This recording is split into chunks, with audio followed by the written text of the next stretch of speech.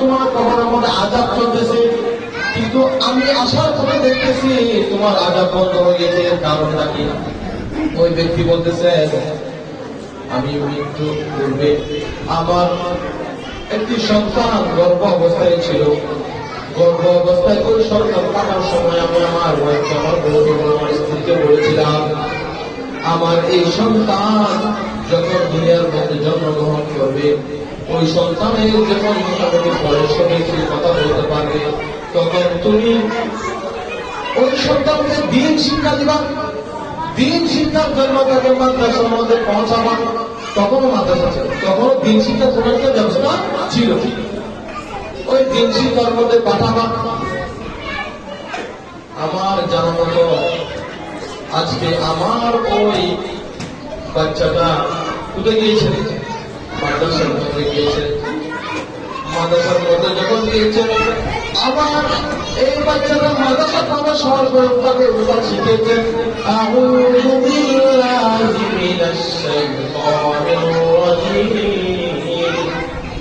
বিসমিল্লাহির রাহমানির রাহিম। আল্লাহ রাব্বুল আলামিন এই বাচ্চাটা বিসমিল্লাহ পড়ার সাথে সাথে একজন ফেরেশতাকে পাঠিয়েছেন ওই কবরে, বলতেন যাও যাও ওই কবরের মধ্যে গিয়ে তার ফেরেশতাকে বলে দাও আমার এই ব্যক্তির আযাব যেন বন্ধ হয়ে যায়। ফেরেশতারা জিজ্ঞাসা করলো, ইয়া আল্লাহ, হঠাৎ করে তার এই আযাব বন্ধ হওয়ার কারণটা আমি জানতে পারি? তখন আল্লাহ রাব্বুল আলামিন বলতেছেন ওই ফেরেশতাকে, ওই ব্যক্তি মৃত্যুর পূর্বে তার স্ত্রী গর্ভ অবস্থায় একটা সন্তান ছিল, ওই সন্তানটা যখন পৃথিবীর মধ্যে আসে, যখন সে মোটামুটি কথা বলতে পারে, আজকে তাকে ওই মাদ্রাসার মধ্যে দিয়েছেন, তাকে উস্তাদে পড়াচ্ছেন, আউযু বিল্লাহি মিনাশ শাইতানির রাজীম, বিসমিল্লাহির রাহমানির রাহিম। যখন বিসমিল্লাহ বলতেছেন, আল্লাহ পাক রব্বুল আলামিন বলতেছেন বিসমিল্লাহির রহমানির রহিম। আমার এই বান্দার এই তিন শব্দ যখন বলতেছেন বিসমিল্লাহির রহমানির রহিম, যখন আমাকে রহমান আর রহিম বলতেছেন, আমাকে যখন বলতেন সে দয়ালু এবং দয়াময়, আমি দয়ালু দয়াময় হয়ে আমি ওই ব্যক্তির কবরে কিভাবে আযাব দিতে পারি? ওই ব্যক্তির সন্তান তো আমার কি গুণগান গাচ্ছে। রহমান আর রহিম বলার সাথে সাথে ওই ব্যক্তির আযাব হয়ে গেছে, বন্ধ হয়ে গেছে।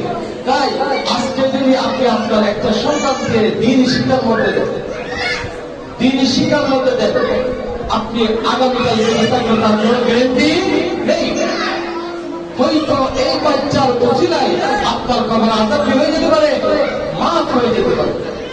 আরেকটি কথা আপনাদেরকে বলি, একজন বুজুর্গ ব্যক্তি তিনি কবরে পাশ দিয়ে যাচ্ছেন, তার একটা অভ্যাস ছিল, যখন তিনি সামনে কবর পেতেন, কবরের সামনে তিনি কয়েকটা দোয়া করে ওই কবরের সমস্ত মানুষের জন্য এই সওয়াব হিসেবে পৌঁছে দিতেন।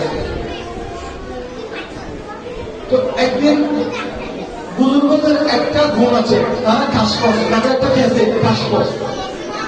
আমরা তো দিনের 24 ঘন্টার মধ্যে বেশিরভাগ সময় দুনিয়া বিকাশের মধ্যে ব্যস্ত থাকে, আর বুজুর্গরা আল্লাহর দিনে বেশিরভাগ সময় আল্লাহর জন্য আল্লাহ ধ্যানের মধ্যে থাকে। আল্লাহ তাদেরকে কিছু জ্ঞান দিয়েছেন, গুণ দিয়েছেন, তারা কাজ করলে সবগুলো দেখেন। ওই বুজুর্গ ব্যক্তি যখন কবরের সামনে গিয়েছেন, কিছু করে তিনি কাজ করে দিয়েছেন। কাশ্মীর মধ্যে যাওয়ার পরে দেখতেছেন যতগুলো ব্যক্তি আছে ওই কবরস্থানের মধ্যে সব ব্যক্তিগুলো তার সামনে এসে দাঁড়িয়েছেন। যে সওয়াবগুলো তিনি দিচ্ছেন সবগুলো তারা পাক বর্ণন করে দিচ্ছেন। এমন অবস্থায় দেখতেছেন একজন ব্যক্তি, একজন মহিলা ভিতরে, তিনি কবর থেকে উঠেন নাই, তিনি যেমনই আছেন ওই অবস্থায় শুয়ে আছেন। ওই বুজুর্গ ব্যক্তিটা অবাক হয়ে গেলেন যে সবাই সওয়াবের জন্য তাড়াহুড়া, আর ওই ব্যক্তিটা কেন তাড়াহুড়া করেননি? থেকে উঠেন নাই, তিনি কোনো কিছু না বলে চলে গেলেন।